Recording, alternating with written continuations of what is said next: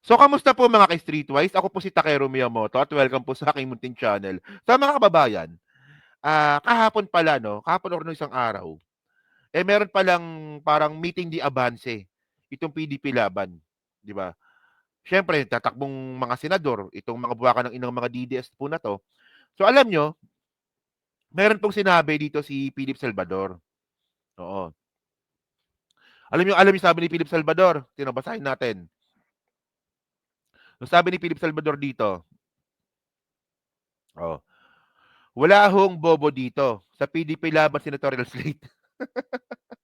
Ang isa po sa katangian ng mga bobo, hindi po nila alam na bobo sila. Ayos talaga to, no? O, continue natin. Sabi dito, oh, tandaan nyo po, hindi mabubuo ang PDP Senatorial Slate kung may bobo dito. Di ba? Wala akong bobo dito. Pinabatikos nga ako, binobomba ako kaliwat kanan, sinasaluko po. Sabi niya, hindi nila ako mapapasuko sa kanilang pambabatikos. Hindi po ako abogado, hindi po ako doktor, bobo po ako. Hindi po ako engineer. Ako isang artista, pero ako yung artistang magiging epektibong maglingkod at magserbisyo sa mamamayang Pilipino. O, di ba? Niniwala ba kayo na hindi bobo si Philip Salvador? Well, honestly naman, wala namang ano, wala namang taong bobo. Niniwala, naniniwala naman ako doon. Pero syempre, yung kapasidad po ng utak natin, ilagay po natin kung saan lang po tayo nababagay. Ganun lang po yun. Si Philip Salvador, hindi po siya bobong artista. Magaling po na artista si Philip Salvador. Pinapanood ko po yan, idol ko po yan. Pero pag sinabi po natin na pagdating po sa public service or pagiging senador, bobo po si Philip Salvador kung siya po ay magiging senador. 'Di ba? Nakuha niyo yung point? Oh. Kasi kung ano, kasi kung bobo ka, malamang di ka na nabuhay sa mundo, 'di ba? 'Di ba? Sabi ni Philip Salvador, wala daw pong bobo na tumatakbong senador sa PDP Laban.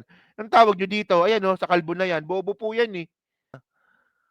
Oh, legit daw po yung puncher. Pag yung dokumento daw po may butas ng puncher, legit daw. O, 'di ba? O, so paano 'yon? Kapag nakakuha pala ako ng ano, ng picture ni Bato. O picture ni Bato kunwari, butasan ko ng puncher. O legit 'to, si Bato ito. Peke yung bato na 'yan. Ewan ko sa inyo. O so ngayon mga kababayan, no? So dito na tayo papasok. Okay, ito na. So ngayon mga kababayan, ito. Nung sinabi po ni Ipe na wala daw pong bobo na tumatakbong senador sa PDP Laban, naalala ko bigla ito. Tingnan nyo to Panoorin nyo to. Sir, yung platform on peace and order, and you also mentioned yung sa drug rehabilitation. But what specific bills do you have in mind po sa ngayon? Sa ngayon ho, gusto ko talaga yung sa rehabilitation ng mga... Tingnan nyo sabi ni Philip Salvador, kasi di ba, naalala nyo ba to? Nung nag-file po ng candidacy si Philip Salvador. Ang yabang niya pa noon di ba? Nag-speech ba siya doon? Nag-speech ba siya? Sabi niya, ang mga plataforma ko po, dalawa lang. Droga, tsaka peace and order. Okay. Sige, initially, ayun ang plataforma mo. Okay yan. Okay naman, acceptable naman, di ba? Ngayon, nung tinanong siya, anong bilang ipapasa mo? Hindi po siya nakasagot ng maayos. Dalawa na nga lang yung sinasabi mong bill or plataforma mo, peace and order tsaka droga. Nung tinanong ka, hindi mo pa masagot. So, ano tawag doon? Bobo ka. Hindi mo alam. Tatakbo-takbo ka sa isang bagay na hindi mo pala alam. Tingnan nyo para kasi Sara sabi dito. Ulitin natin. You mentioned, sir, yung platform on peace and order, and you also mentioned yung sa drug rehabilitation. But what specific bills do you have in mind po sa ngayon? Sa ngayon ho, gusto ko talaga yung sa rehabilitation ng mga addicts. Anong specific bill ang gagawin mo? Rehabilitation ng mga addict. So, anong bill yun? Hindi nga, di ba? Anong bill yun? Peace and order na nga lang, tsaka tungkol sa droga. Yung plataforma niya. Di ba, puta na, nung tinanong siya kung anong bill, ang sabi niya, ang bill daw para daw sa mga, para daw sa rehabilitasyon. So, anong ano yun? Bill of drugs. Gagawa ko ng bill para sa rehabilitation center. Ano yun? Ay, meron ng rehabilitation center eh. Anong bill gagawin mo doon? Di ba? Alam nyo na, parang ano eh. Oh, ang plataforma ko po ay kalinisan. So, anong bill ang gagawin mo? Ang garbage truck. Tangina mo, Ipe. Parang gago. Di ba? Tingnan nyo, parang ganun po yun. Baka mamaya may yung bobong nagtatanong na naman dyan, baka hindi nyo pa rin maintindihan na metaphor yun, ha? Oh, putangin ng tono, bobo. O simple lang, sige, sabihin na nga natin. O rehabilitation center. O gagawa ako ng batas o para paramihin ang rehabilitation center. O gagawa ako ng research kung ilang rehabilitation center ang kailangan sa isang LGU kung ilan ang kailangan magkasya diyan sa kung ilang LGU ba o ganun. Kakusapin ko gagawa ko ng batas tungkol doon. Di ba? Ganun lang naman eh. Puta gagawa ko ng batas. Gagawa ko ng bill. Rehabilitation center. Putang ina. Tapos ngayon, nasabi ni Ipe, walang bobo dito. Putang ina talaga dito. Hindi nga, di ba? Oh, ano yun? O, ang point ko dito kasi, sana bago kayo tumakbo, bago kayo pumasok sa mga bagay na gusto nyo pasukan, dapat alam ninyo yung pinapasok ninyo. Hindi naman ito yung ano eh, hindi naman ito yung ayoko na kasi basusin si Chris Aquino eh. Pero, ako ba? Ulti nga natin. Puta, ito. Kasi nga, oh. Gusto ko talaga yung sa rehabilitation ng mga addicts. Gusto ko sila mabigyan ng pag-asa kasi.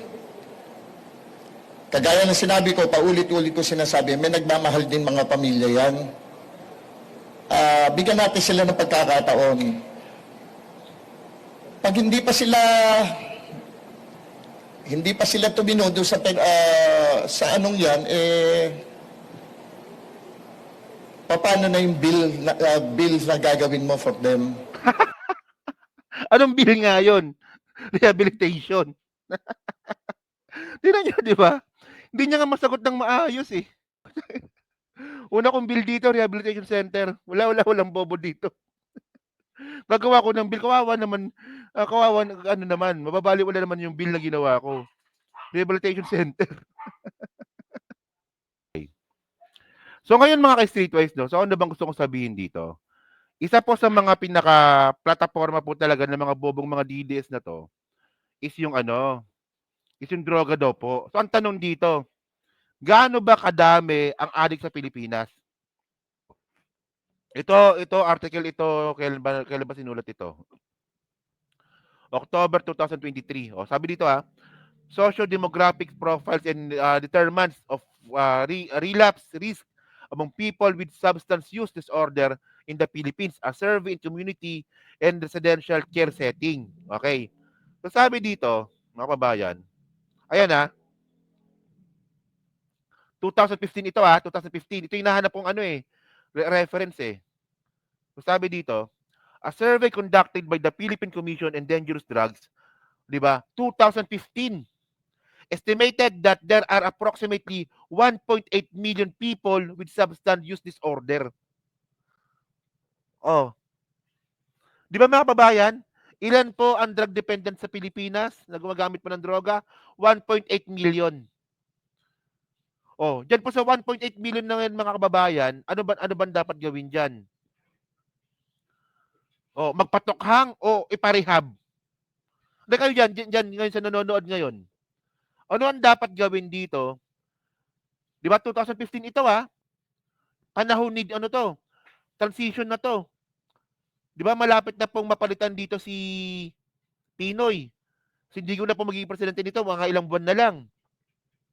Oh, 1.8 million ang adik sa Pilipinas. Anong dapat gawin dito? So dito, ang gusto kong sabihin dito, nasaan yung sinasabi dito ni Duterte na narco state na ang Pilipinas? 1.8 billion, 1.8 million lang yung adik sa Pilipinas. Narco state na ang Pilipinas?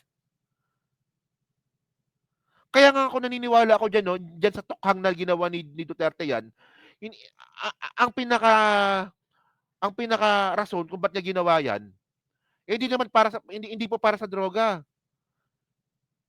Para po takutin ang mga Pilipino, na wag niyo akong babatikusin kundi papatayin ko kayo. 1.8 million. Ilan ang Pilipino noong 2015? 112 million lang ata, no? Tama, no? 2015, yung mga Pilipino ata, yung populasyon ng Pilipinas, nasa 112 million ata, 110, ganyan. So, ibig sabihin nun, di ba?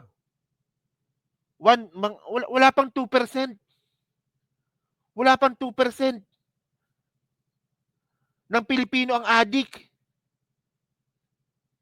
So, ang tanong dito, bakit ka nag-ano? Bakit ka nagpatukhang? Bakit ka nag-create ng tukhang na 1.8 million lang pala yung adik?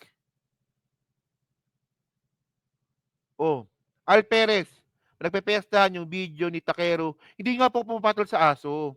Doon po ako sa amo, kay Libayan. Wala po akong pakialam sa aso, di ba? Wala po akong pakialam sa aso.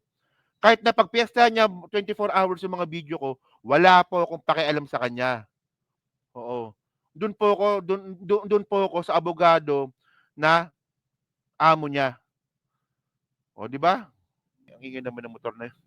Napaka-bullshit po na sinasabi ni Philip Salvador. Yung sinasabi niya plataforma niya para sa droga. Di ba? Kasi po, 1.8 million po yung naging addict o addict noong 2015. Tapos noong 2000 ito, atinan nyo to napaka-interesting nito eh. Tapos noong 2021, sabi dito ito article naman to 2021. Sabi naman dito, in the Philippines, an estimated 1.7 million Filipinos were taking dangerous drugs in 2019. Nakuha niyo yung point ng kababayan? Noong 2015, ang mga addict mo sa Pilipinas 1.8. Tapos noong 2019, nag 1.7. So effective yung tokhang. Kasi merong 100,000 ang hindi na addict. Kumpara noong 2015. Puta na di, ang galing. Kung percentage po pag-uusapan natin, sablay pa rin po ito. Kasi po, kasabi na nga po natin na bumaba po yung percentage po ng mga addict na to, tumaas naman po yung populasyon ng Pilipinas, di ba? So, hindi nga, di ba? Oh. So ito yung point ko dito. Paano masasabi ni Philip Salvador na effective nga po yung tukhang kung 100,000 lang pala yung nagbago? Yung 30,000 pa, pinapatay pa nila. Tingnan nyo, di ba? Nakuha niyo yung point ko? From 2015 hanggang 2019, sa loob ng 4 na taon, 100,000 lang po yung nagbago, yung hindi na po addict. Kasi 1.8 naging 1.7, hindi wala. Ngayon sabi ni Philip Salvador, hindi daw po siya bobo. So tingnan niyo itong sinabi niya. Ito naman ang sasabihin ko, walang magnanakaw na Duterte! Wala! Ang lahi ni former President Rodrigo Roa Duterte ay nananalaytay na dugo sa mga ugat ng kanyang mga anak. Kaya tandaan nyo, walang magnanakaw na Duterte. kailanman. So sabi so sabi ni Philip Salvador, wala daw po magnanakaw na Duterte kasi nananalaytay daw po ang dugong Duterte sa mga anak niya. Sabi ni Philip Salvador 'yon. So kamusta naman si Josh? Kasi sorry kung ganun po yung logic ni Philip Salvador na yung mga anak daw po ni Digong hindi daw magnanakaw kasi daw po nagmana daw po sa tatay dahil po sa dugo. Kamusta naman si Josh? Oh, 'di ba? Oh. So yun nga mga kababayan, so balik tayo do'n. So ngayon, sabi nga po ni Philip Salvador, wala daw pong magnanakaw na Duterte. So hindi para sa akin hindi po gano'n yung logic, 'di ba? So tandaan po natin mga kababayan, actually paulit-ulit na lang tayo dito, 'di ba? Actually paulit-ulit na ako dito, kasi mga streetwise 'no, una sa lahat kung wala talagang ninakaw ang mga Duterte, bakit nakatago po yung salin nila? At binraso po nila 'yan. Binraso po nila para itago po yung salin nila. Oh, 'di ba? Oh, paano nila ginawa 'yon? Simple lang. Oh, nag-appoint sila ng aso nila diyan po sa what do you call this? Diyan po sa ombudsman. Tapos pag-upo nga po ng ombudsman, biglang naglabas kaagad ng memorandum order number 1 na lahat ng mga politiko, ang mga salin nila kailangan duman sa ombudsman. Kailangan may request. Imbis na naka-public, dapat kailangan ng request sa ombudsman. So bakit niyo ginawa 'yon? Para itago kung magkano na yung salin ng mga Duterte, kung gaano na kadami yung yaman ng mga Duterte. Tapos ngayon sasabihin ngayon ni Philip Salvador, walang magnanakaw na Duterte? 'Di ba? Napadaan ako takero sa debate, nakakaya civic road. Mamaya panoorin ko nga mamaya 'yan. Sige, mamaya panoorin ko nga 'yan. Mukhang maganda 'yan. Oo. So 'yan, so sige, continue natin. Oh, ginagabi na tayo 'no, inantok na tuloy ako. May isang topic pa ako, nga lang ginabi na tayo. So yun mga kababayan 'no, sige na nga tapusin na nga natin 'to, 'di ba? Okay na 'yan, okey nakasang oras na tuloy tayo parang kwentuhan na lang tuloy 'tong live stream ko 'no. So yun mga kababayan 'no, so kayo po diyan sa Team Replay 'no, ano nga po masasabi niyo nga po dito sa sinabi nga po ni Philip Salvador, na sinasabi niya nga po na wala daw pong bobo na PDP laban. Ibig sabihin nun parang inangat niya sarili niya 'di ba? Walang bobo, pero kahit ngayon nakita po natin kung gaano siya kabobo, 'di ba?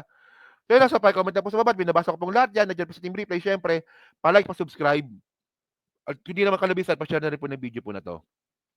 So hanggang sa muli po, kita na lang ulit tayo sa susunod nating content. So thank you, salamat, and babush!